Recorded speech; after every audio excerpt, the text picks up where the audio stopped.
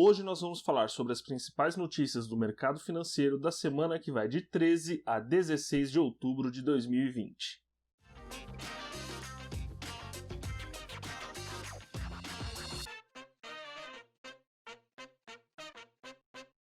E aí, pessoal, tudo bem com vocês? Meu nome é Leonardo Zeidan, sejam muito bem-vindos ao meu canal.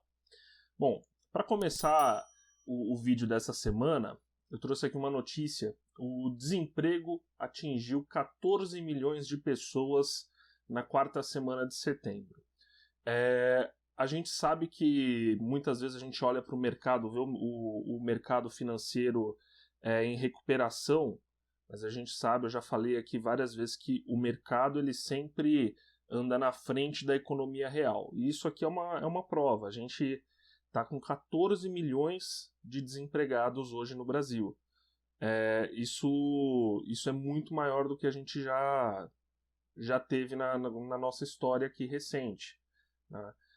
Então a gente só vai conseguir ver e ter um pouquinho mais de otimismo, né, com a nossa economia quando a gente começar a ver esse indicador subindo, né? Esse indicador caindo, né, na verdade, menos pessoas desempregadas, né? Outra notícia que eu achei interessante aqui: essa semana o Brasil e os Estados Unidos fecharam um pacote de medidas para desburocratizar e acelerar o comércio, né?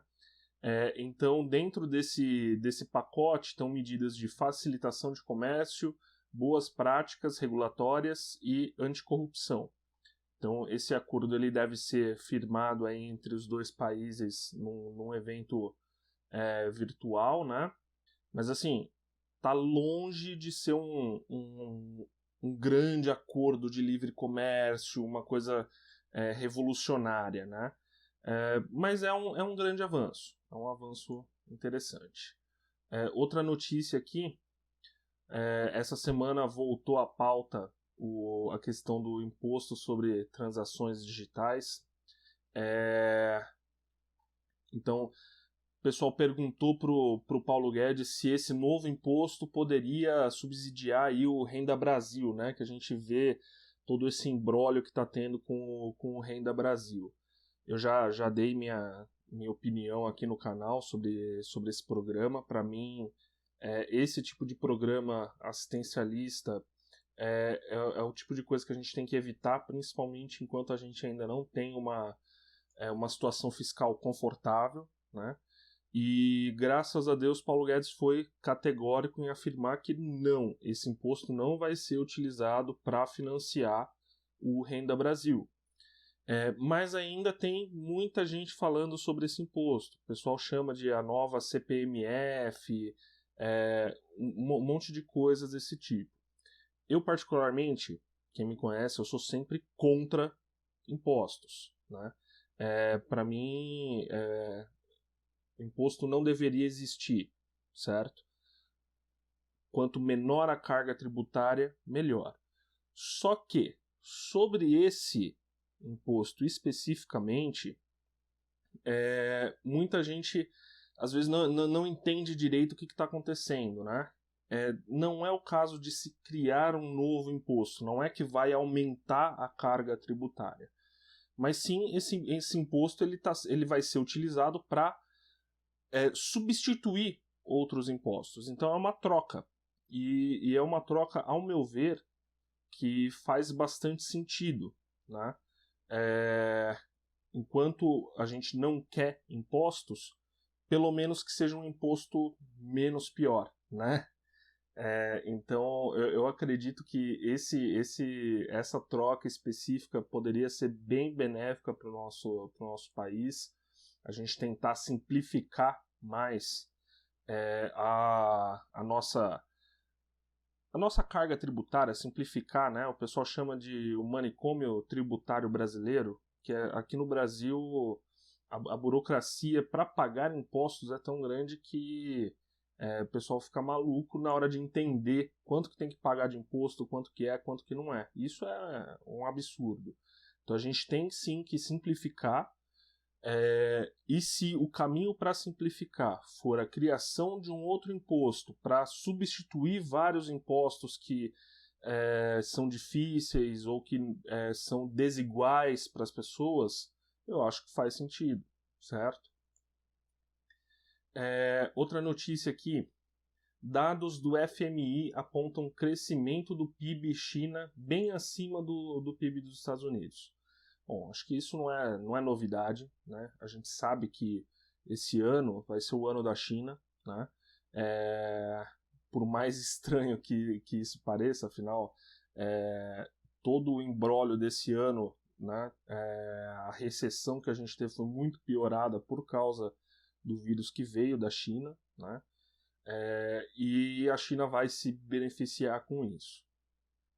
Outra notícia bem positiva foi que o diretor do Banco Central ele disse que essa crise tende a ser menos severa do que a de 2015 e 2016. Claro que assim, não tem como a gente prever esse tipo de coisa. Quem consegue prever crise ficaria multimilionário, né? Mas com os indicadores que ele utilizou aqui, índice de inadimplência, nível de ativos problemáticos, parece que pode ser que não seja tão ruim quanto de 2015 e 2016. Então vamos torcer, né? Eu particularmente eu acredito que o Brasil vai se destacar nesse período, porque a gente estava com muita capacidade ociosa, a gente está ainda com muita capacidade ociosa, mas a gente estava com uma certa vantagem. 2020 era o ano que era para o Brasil ir para frente, enquanto o resto do mundo ia entrar numa recessão. A gente estava saindo de uma recessão, enquanto o resto do mundo estava entrando. Então, eu acredito particularmente que o Brasil vai se destacar no cenário internacional nos próximos anos, né? E vamos ver se isso vai se confirmar. Deus queira que sim, certo? Outra notícia positiva, Bolsonaro prorrogou mais uma vez o corte de jornada e de salário. E muita gente vai me perguntar, pô, Leonardo, como assim? Positivo? O cara tá deixando as empresas fazer corte de jornada, corte de salário.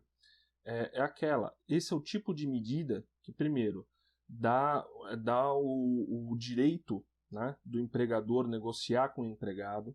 Então, uma sociedade mais livre economicamente, ela preza por esse tipo de acordo, acima do que a legislação poderia prever, né?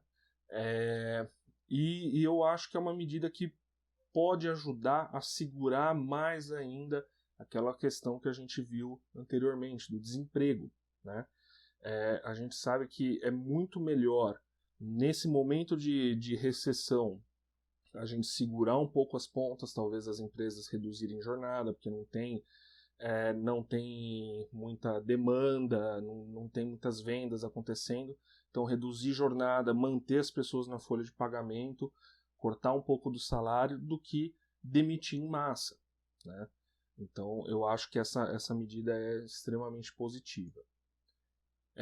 Sobre o imbróglio do coronavírus, a Johnson & Johnson pausou os testes da vacina contra o coronavírus por causa de uma doença inexplicada de um dos voluntários. Então a gente viu aí, a gente vê nesse caso aqui a importância, né, de serem feitos testes, né, antes da vacina ser liberada. A gente vê muitas vezes o pessoal querendo a vacina a todo custo e querendo liberar logo e um monte de coisa, mas não é bem por aí. Muitas vezes uma vacina que foi desenvolvida, ela tem algum problema, algum efeito colateral, alguma coisa que ainda não é conhecida.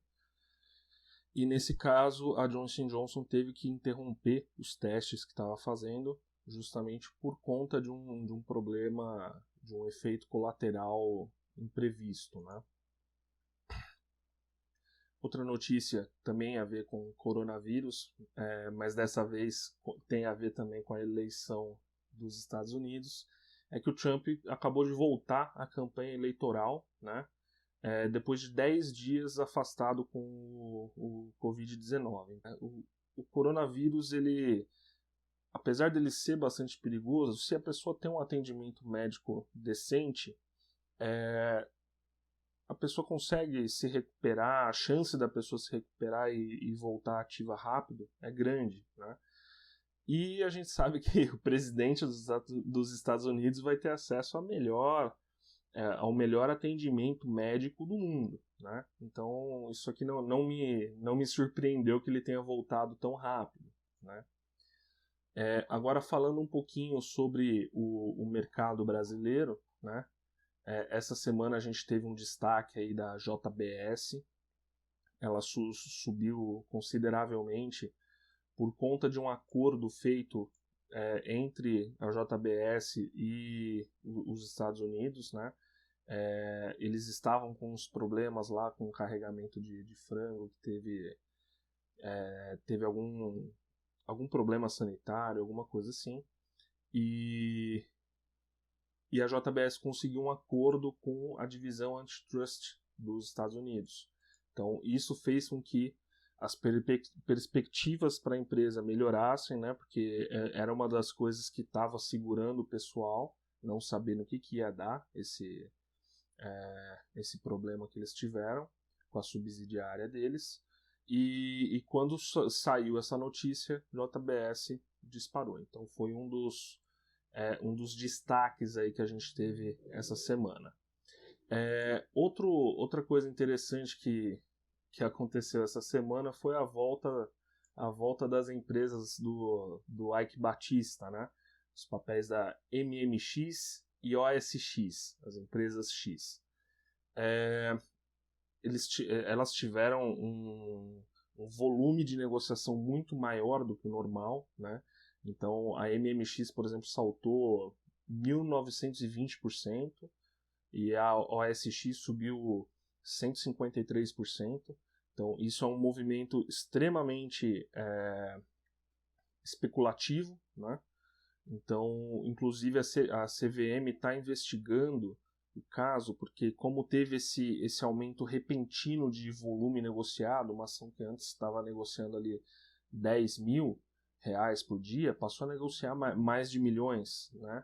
Então, como teve esse aumento repentino, a CVM vai verificar, ver se não teve nenhum problema, né? Nenhuma fraude nesse caso. Mas a questão é que a MMX ela subiu porque eles estavam tentando ali fazer um acordo para recuperar uma das minas que eles tinham, que tinha sido dada ali na recuperação judicial, esse tipo de coisa, eles estavam tentando retomar. Então parece que saiu um fato relevante aí, deles protocolando uma petição junto ao juízo da recuperação judicial, tentando recuperar essa mina EMA, localizada lá em Corumbá. Então, como teve essa notícia, o pessoal acho que se empolgou, ficou ali, agora vai voltar a atividade, porque ela estava parada, né? Vai voltar a atividade, não vai, o que vai acontecer? E teve esse movimento especulativo aí que levou a essa alta tão significativa, né? Bom, essa semana o índice Bovespa fechou a 98 mil pontos, 98.309, né?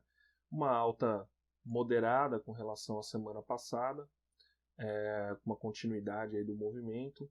Essa semana chegou a bater ali quase nos 100 mil novamente, então batendo 99.522 e voltou um pouquinho, mas a gente vê que ela deixou um fundo, o índice Bovespa ele deixou um fundo ali em torno dos 93.900, né? Então ele vinha caindo, deixou esse fundo e na semana passada e nessa semana ele subiu de volta. Já o dólar, essa semana também teve uma alta moderada. Na semana passada ele caiu, nessa semana ele subiu na mesma proporção, manteve ali o equilíbrio, né? Então ele fechou a 5,64. Bom, por essa semana basicamente é isso. Eu acabei trazendo mais notícias aqui do que o normal.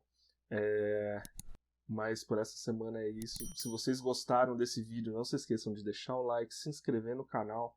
Eu vou deixar minhas redes sociais aqui na descrição. Podem entrar em contato comigo à vontade. E por hoje é isso. Até a próxima. Tchau, tchau.